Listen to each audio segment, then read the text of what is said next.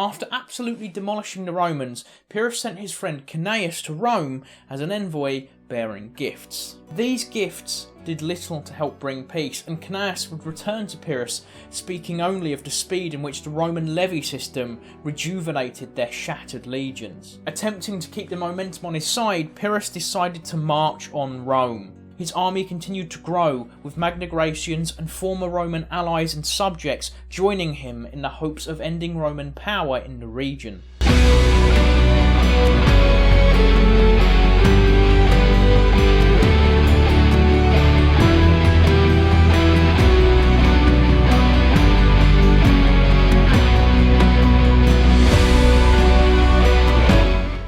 But before we get into the juicy bits, hey, I know, it's a part 2 of a video and you've waited a long time for this, but we're gonna do the sponsors. Yes, I am aware it is literally just self-advertising. Anyhow, if you want regular updates on what I'm doing or access to videos 48 hours early, be sure to check the Patreon. Alternatively, if you're into fiction, you can check out my book, which is written in script format and based off of Celtic mythology. If neither of those options float your boat, you can let my moustache rub against you daily by buying some of my merch. But in all honesty, the best way to support me is to simply like, subscribe and share, and make sure my videos reach a wider audience, so we can all, you know,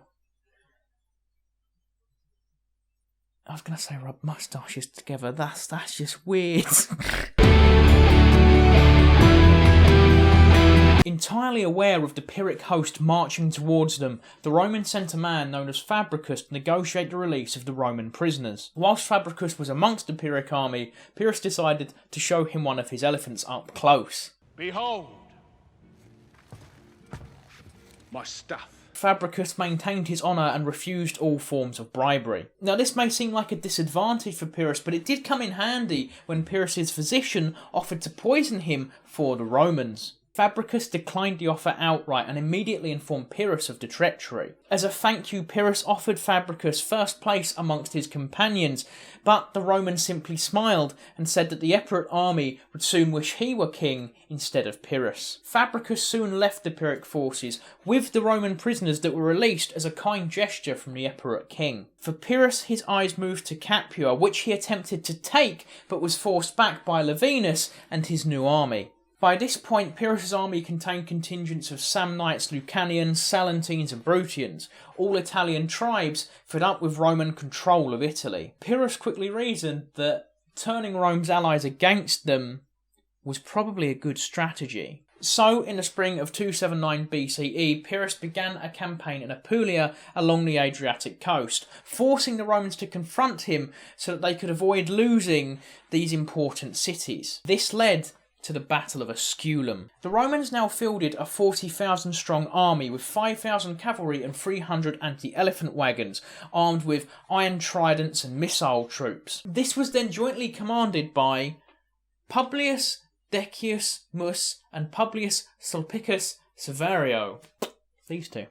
On the Epirot side, Pyrrhus now had 19 elephants and 5,000 cavalry, supporting 38,000 infantry. The Macedonian phalangites took the position of honour on the right wing. Lined up next to them were the mercenaries from Ambracia and Tarentum, with the Bruttians and the Lucians next to them. Lined up next to them were the Mercians from Ambracia and Tarentum, with the Bruttians and the Lucians further left of them.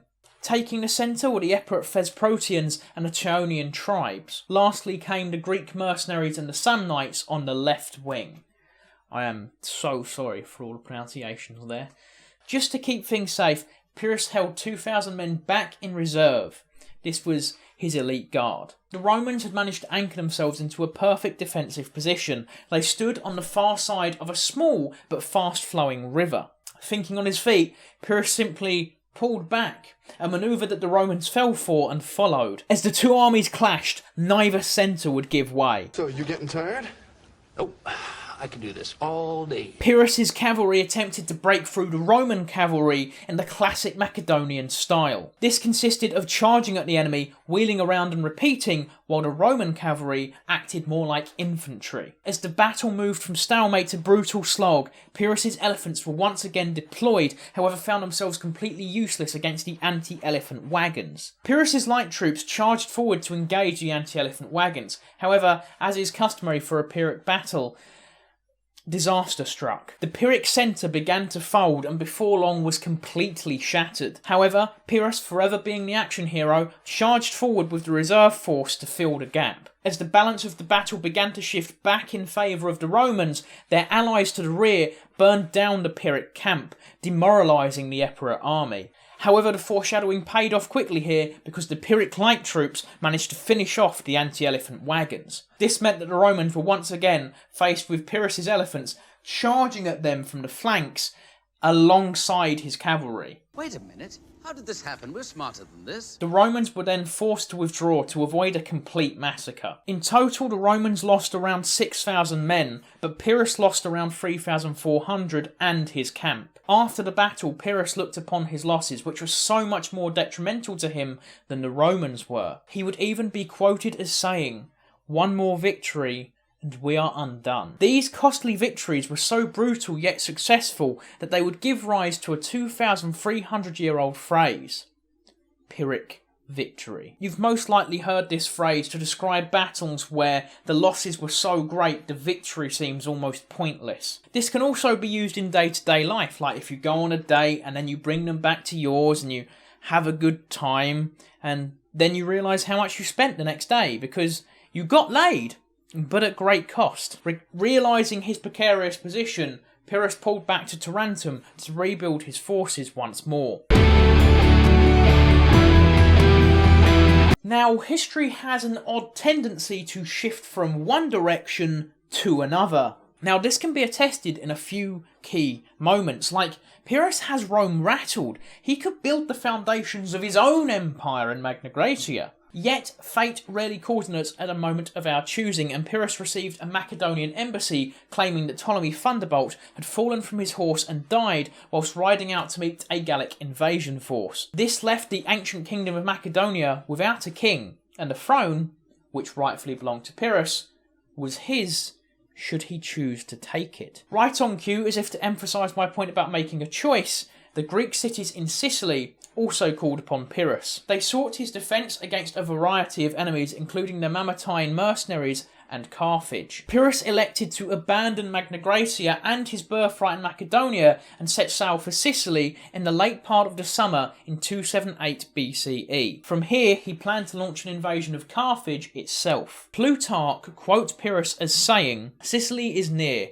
and stretches out her hands to us, an island abounding in wealth and men, and very easy to conquer, for there is nothing there, Cineas, but faction, anarchy in her cities, and excitable demagogues. And we will use this as a preliminary to great enterprises, for who could keep us away from Libya or Carthage?" Sneaking past the Carthaginian blockade of the island, they made landfall in Taramenium, whose tyrant had pledged allegiance to Pyrrhus. Pyrrhus only brought around 8,000 infantry and 2,000 cavalry to Sicily. Pyrrhus then pushed on to Cantana, where he was greeted as a liberator and gained an extra 3,000 reinforcements for his army. From here he would march on Syracuse, following the coast and keeping his navy close to hand. The Carthaginians had been besieging the city, but withdrew and avoided a confrontation with Pyrrhus despite their numerical superiority. This was due to the lack of naval support the besieging force had. Next, the Epirot king marched on Agrigentum, where the tyrant there was also loyal to him. The city's tyrant allowed Pyrrhus to winter there until the beginning of 277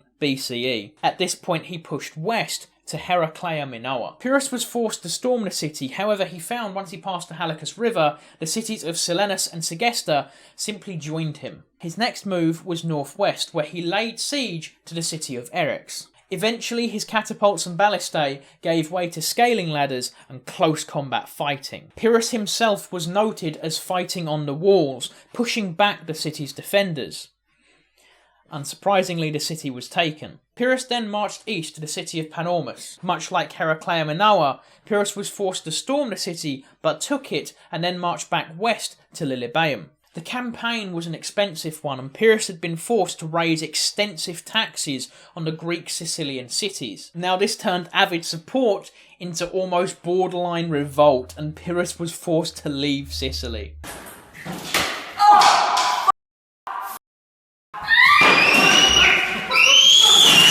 Now, because Pyrrhus's life is perfectly timed, at this moment, Tarentum sent an envoy informing him that the Romans had reversed all of his gains he had made in Italy. Pyrrhus wasted no time in his return to Italy, partly to beat back the Romans, but also mainly because he pissed off the entirety of Sicily. He quickly pushed east past the city of Messania, stopping off at the city of Locris. Now, Locris had a rather large temple dedicated to the ancient Greek goddess Persephone, known to the Romans as Prosperina. Now, Persephone was the goddess of spring, and this meant that the temple was filled with offerings to the goddess. Now, due to a story that involves Hades kidnapping her because he fancied her and wanted her to be his wife, and also she ate some fruit, Persephone was also the queen of the underworld. Now, if you even know the smallest morsel of Greek mythology, you know there is one rule. Don't piss off the ancient Greek gods. Especially not the literal queen of the underworld. I'm also guessing, considering she's a literal prisoner for half the year, she's not in the best of moods. Anyways, by complete coincidence, the ships sunk in a storm, and Pyrrhus believed he was cursed from this point on. By 275 BCE, Pyrrhus had arrived back in Tarentum and began building up a new army. However, he had severe difficulty finding veteran troops. In a desperate compromise, Pyrrhus was forced to make do with militiamen from Tarentum. To make matters worse, the Epirhic king's Italian allies either sided with the Romans or just completely ignored him. I don't know what makes me say this, but I think they might have been upset with his little holiday to Sicily. The Romans, in response, sent 2 separate armies after him. Pyrrhus's response to this was to send a smaller force to Lucania to keep the 2 Roman armies separated. Pyrrhus now led his 35,000 men against the 25,000 men of Marius Curius Donatus. The Romans, although outnumbered, had an immediate advantage on the Greek phalanx, which simply couldn't form up properly on the rugged terrain. Forever a genius, Pyrrhus sent a quarter of his army and the remainder of his elephants up a forested hillside overnight. The idea being that the smaller force could perform a flanking manoeuvre on the Romans, distracting them, while the main force pushed forward to engage the Romans. Whilst the main bulk of Pyrrhus's army camped at the bottom of the hill, the flanking force was led through the woodland by Samnite guides. These guides weren't exactly loyal to Pyrrhus after he had abandoned them for Sicily, and at this point the flanking force became severely lost, with entire contingents just marching off into the darkness. Others simply abandoned their Samnite guides and pushed through the darkness before their torches went out. All the while, the main force stood silently, waiting for a night attack that would never come. The sleep-deprived soldiers were forced awake at dawn as the flanking force emerged from the woodland. However, the element of surprise was lost with the darkness, as well as any advantages it may have offered. The battle began with the Roman skirmishing force known as Veletae lobbing javelins at the flanking force. The phalanx barely managed to defend itself due to lack of sleep, lack of food, and the poor terrain. At this moment, the Roman Hestartes followed up on the initial assault, slamming into the weakened Phalangites. Just like his previous engagements with the Romans, Pyrrhus brought forward his elephants. They charged at the Roman flanks, but found themselves beset by missiles from Principes and retreated Veletaes. This caused the elephants to panic, which, ironically, given the Roman defeat at Heraclea, caused the elephants to crush some of their own infantry. The Romans brought their army back into one cohesive formation and immediately charged downhill at the weakened Phalangites. This quickly defeated both of Pyrrhus's flanks, and in an act of desperation, he sent forward his last few elements, but these too were soundly defeated. With this, the battle was lost, and the Epirhic king was forced to leave the battlefield. Pyrrhus then elected to leave Italy entirely. Leaving a strong garrison at Tarentum, he fled back to Epirus with just 8,000 infantry and 500 cavalry. Many things had changed on the main stage of the Hellenistic world while Pyrrhus had been away. For a start, the Macedonian throne had been claimed by Antigonus II after he had defeated the Gallic invasion. In 274 BCE, the ever-ambitious Pyrrhus decided to invade Macedonia. This was either to reclaim the throne that was offered to him, but he turned down in favour of Sicily, or simply to just refill his treasury. Seemingly, he learned his lessons from Sicily and learned that taxing people into space doesn't win friends, so he decided to steal someone else's money instead of his own people's. However, almost immediately, around 2,000 Macedonian Phalangites would defect to Pyrrhus after he had taken the first few towns on the Epirot Macedonian border. The Pyrrhic and Antigonid forces did however soon clash at the Battle of Aos. The battle would take its name from the nearby Aos River. The veteran Pyrrhic phalanx quickly began pushing the Antigonid forces back. However, Antigonus's Galatian mercenaries managed to hold off the phalanx for a short while before they were routed. Pyrrhus's right flank then pushed forward, managed to surround and capture Antigonus's elephants. Meanwhile, back in the mainstay of the battle, the Macedonians as a whole were beginning to falter. Pyrrhus then began calling to each of the Macedonian officers by name. He yelled at them, urging them to surrender to him. This managed to work, and Antigonus II could only watch as his entire army deserted en masse. At this point, Pyrrhus managed to take the entirety of Macedonia unopposed, while Antigonus held on to a few coastal cities due to his strong navy. Yet, instead of pressing his advantage, Pyrrhus met with a man called Cleonymus. The man was a rejected candidate for the Spartan throne, and he came to Pyrrhus in the hopes of overthrowing King Arrhaeus, who was currently campaigning in Crete. Seeing an opportunity to place his own puppet on the Spartan throne, Pyrrhus accepted. In 272 BCE, Pyrrhus landed in the Peloponnese with around 25,000 infantry, 2,000 cavalry, and 24 elephants. He was forced to make this naval diversion because the only land route, the Isthmus of Corinth, was occupied by Antigonid forces. Pyrrhus quickly marched south to the city of Megalopolis in Arcadia. The Spartan ambassador in the city met with him, and Pyrrhus quickly convinced the man that he was only there to attack Antigonid forces, and even wanted to send his sons to Sparta for military training. The ambassador believed this, and the Spartans lowered their patrols. Pyrrhus then marched through the territory of Messania as it was friendly to him. By the time the Spartans realised they had been deceived by the Epirot king, he appeared to the south of Sparta itself.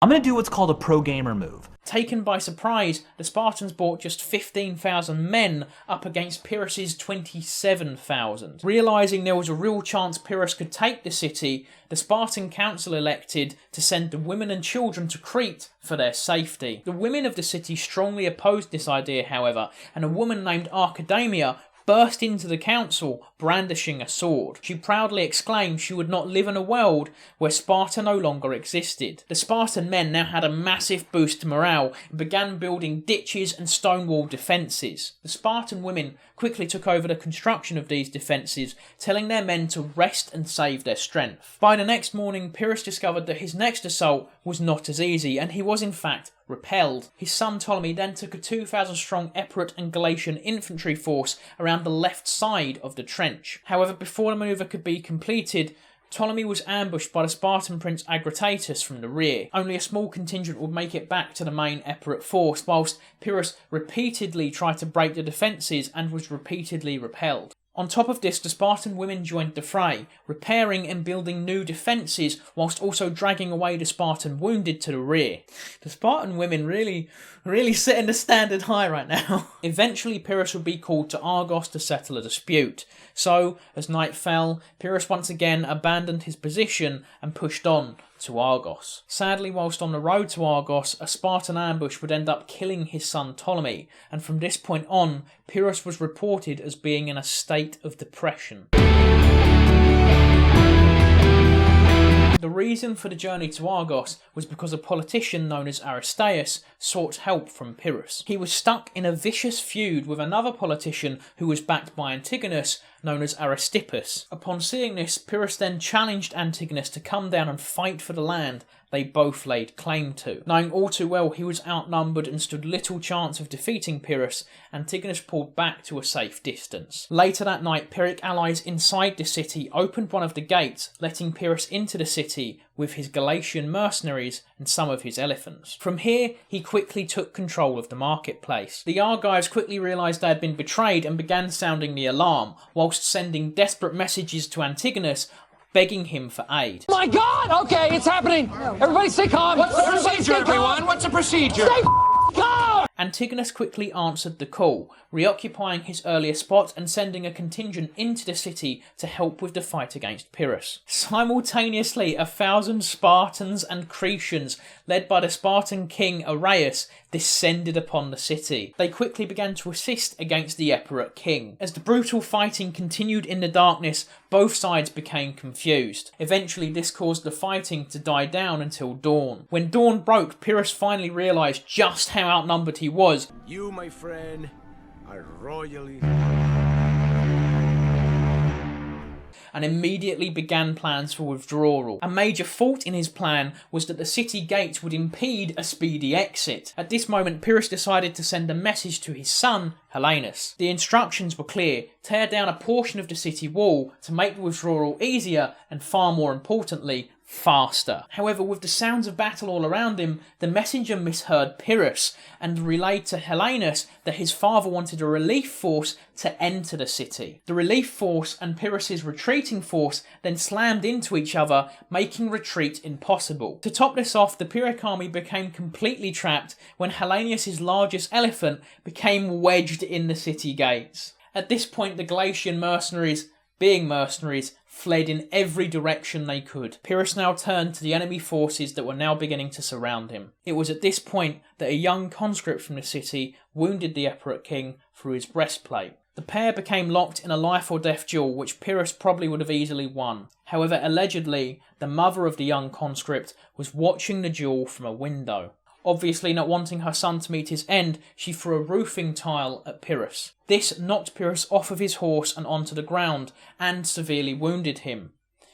Whilst he lay there on the ground, he was beheaded. Clonius, one of the sons of Antigonus, desperately wished to impress his father and took the severed head to him. However, upon seeing the severed head, Antigonus instead flew into a rage, seeing the similarities between Pyrrhus's death and the fall from grace that his father and his grandfather suffered. Pyrrhus would receive praise from various other historical figures such as Cicero and the Carthaginian general Hannibal, who would compare Pyrrhus to Alexander the Great. In fact, perhaps Pyrrhus's greatest adversary, the Romans, would say that fighting the general was the closest they ever came to battling Alexander the Great.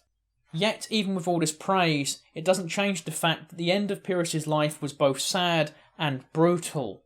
It also acted as the death rattle for the age of the Greek warrior kings. Soon, not just the Hellenistic world, but the entire Mediterranean and beyond would feel the wrath of a new rising power. Just as the Bronze Age kingdoms had given way to mighty kings and eventually Hellenistic domination over the ancient world, now a new age dawned, an age that would shape human history forever. The Age of Empires. An age led by Rome. See you on the next one.